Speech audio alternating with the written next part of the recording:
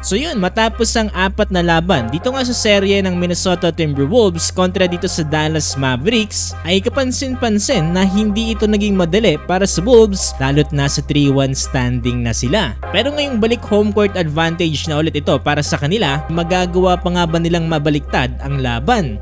Tara't pag-usapan natin yan.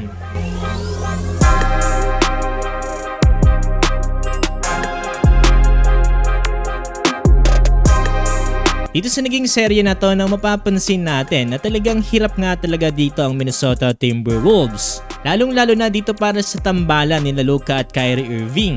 Ano ba naman kasi dito sa Game 1 ay kumana lang naman ng 63 points combined dito sila Luka at Kyrie Irving. Halos kalahati ng puntos ng Mavericks ay sa kanilang dalawa lang nagmula. Sisti sana dito kung mapipigilan ng Wolves itong dalawang to ay malaki ang tsansa na manalo sila dito. Pero ang sisti kasi hindi pa rin to nagawa mapigilan ng Wolves, lalong-lalo na yung mga pick and roll play dito ni Luka. Doon natin mas mapapatunayan na talagang sobrang talento nito ni Luka Doncic. Kasi subukan siyang i-double team dito ay magagawa naman niyang humanap ng libreng kakampi kagaya na lamang dito ni Daniel Gafford at Dereck Lively II. At mapapansin din natin na nagamit talaga dito ng Mavericks yung advantage nila kontra dito sa top scorer ng Wolves na si Anthony Edwards. Itong Game 1 kung maalala ninyo talagang sobrang pagod na pagod dito si Edwards, kakabantay at kakahabol dito kay Uncle Drew.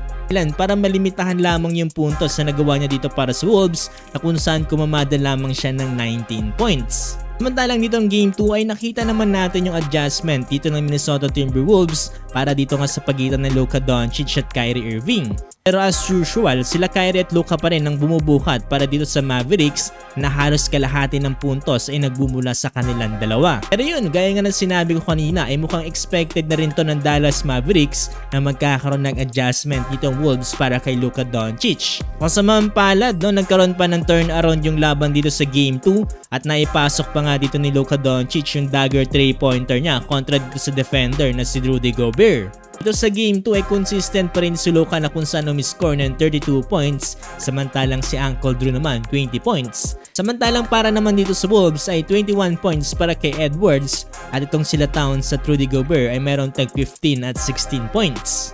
Hindi lang si AE ang kinakailangan dito ng Wolves para magawa nilang matalo dito yung Dallas Mavericks. Malaking role yung ginagawa dito nila Rudy Gobert at Karl Anthony Towns para nga mapigilan dito yung dalawang scorer ng Mavericks.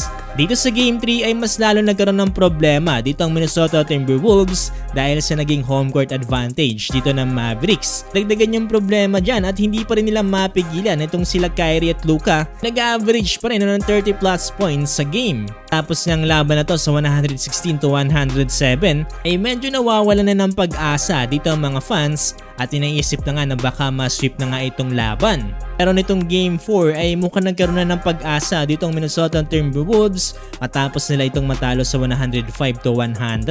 Aking advantage din yung hindi nakapaglaro dito sa Mavericks yung rookie nila na si Lively II. Aaminin natin, isa din talagang malaking tinik to para sa Wolves. At luckily bad night din ito para kay Kyrie Irving na kung saan tumira lamang ng 1 out of 6 from the 3-point line, 6 out of 18 lamang ang field goal.